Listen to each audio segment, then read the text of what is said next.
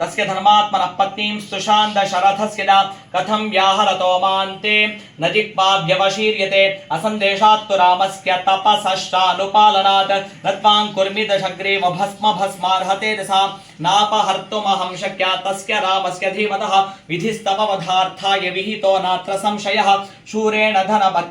धनदभ्रात्रा बलैः समुदितेन च अपोक्य रामं कस्माद्धिदारचौर्यं त्वया कृतं सीतायावतरं श्रुत्वा रावणो राक्षसाधिपः विवृत्य नयने क्रूरे जानकीमन्ववैक्षदा नीलजीमूतसङ्काशो महाभुजशिरोधरः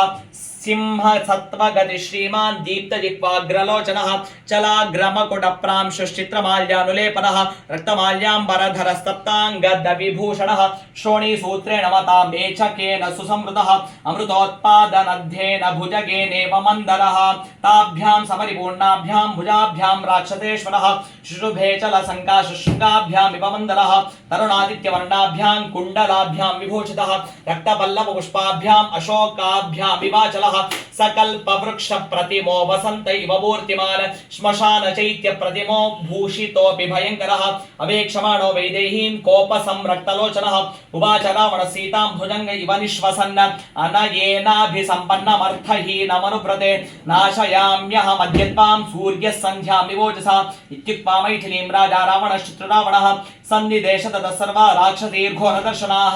एकाक्षीमेककर्णाञ्च